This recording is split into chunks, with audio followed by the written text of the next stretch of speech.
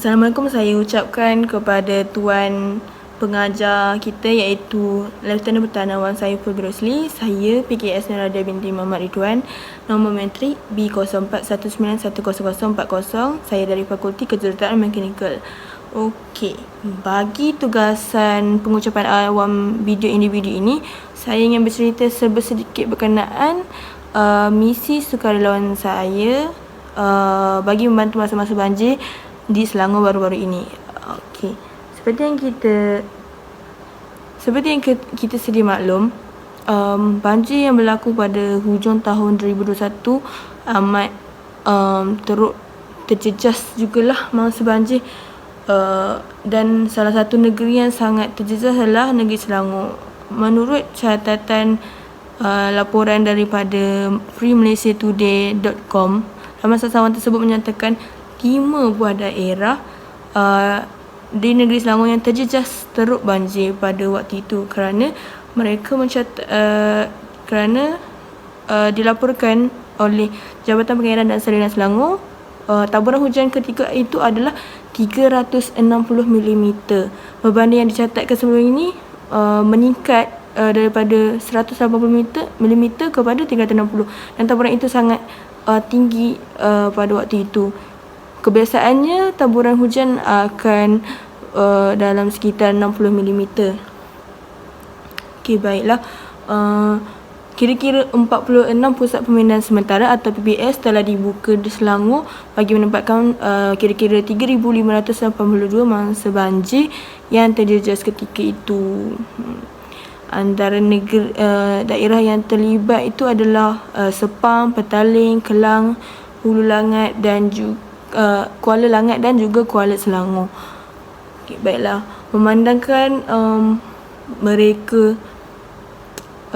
dah penat terlibat dengan banjir lagi, nak kemas rumah lagi, banyak benda nak kena buang lagi. Jadi saya pun teringin nak sertai misi sukarelawan. Jadi kawan saya pun mengajak saya menyertainya. Masa tu dalam kumpulan sukarelawan bencana UTM. Jadi saya pun tertariklah. Misi mereka kali ini, mereka mensasarkan lebih kurang 2 bas untuk pergi ke Kampung Labuhan Dagang di Banting, Selangor. Saya lihat dekat situ banyaklah kawasan yang macam banjir, barang kena buang, dan masa itu macam sangat kesian lah, macam tak terkata. Sebab bila saya tengok kawasan pokok-pokok kelapa kan, pokok-pokok yang ada kat situ, semua saya nampak dah paras-paras air yang terkesan masa banjir tu. Saya boleh bayang lebih kurang mungkin yang saya boleh agak dalam paras leher saya. Jadi sangat macam menyedihkan bila banjir begitu sekali. Bukan hanya manusia tetapi haiwan juga turut terjejas, kerana kita dapat lihat banyak juga berita haiwan kesayangan mati sebab mereka lemas, dan ada yang tak dapat lepas daripada sangkar sebab keadaan masa tu huru-hara. Orang tak menyangka banjir akan berlaku seteruk itu. Okey, baiklah, berbalik kepada misi saya menjadi sukarelawan di kawasan Kampung Labuhan Dagang, Banting.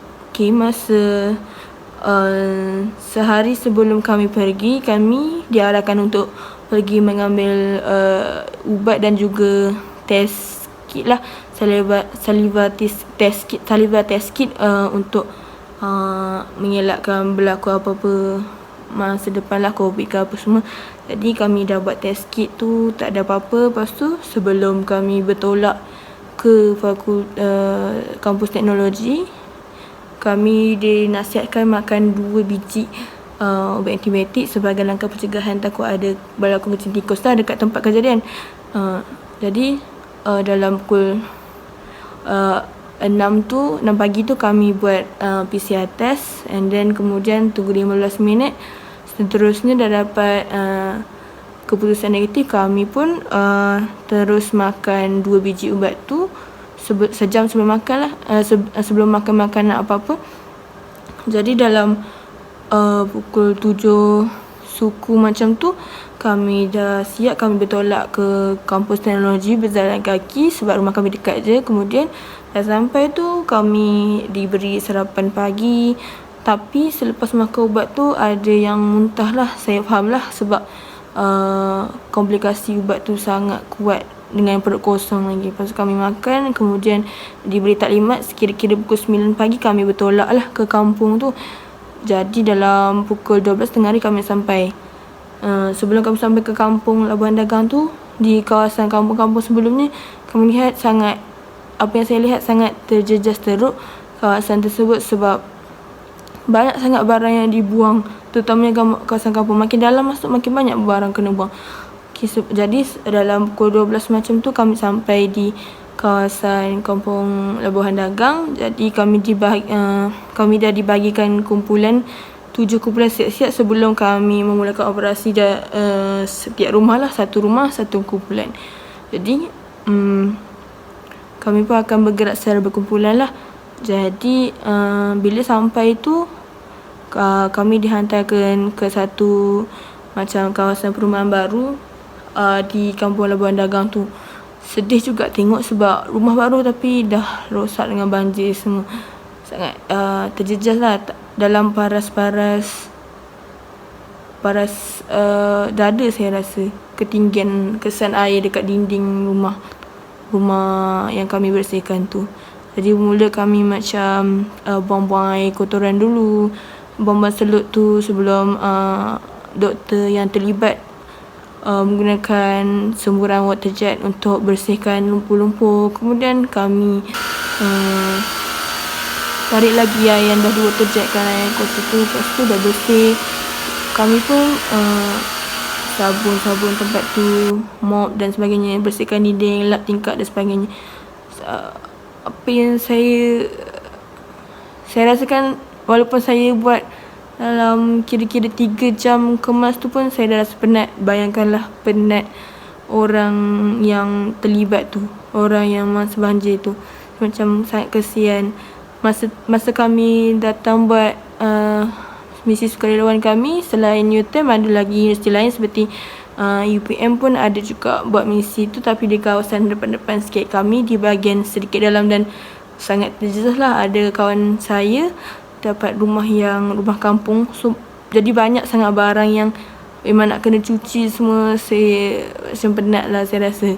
Tapi kami beruntung lah juga sebab dapat rumah yang baru, jadi banyak barang pun tak ada sangat.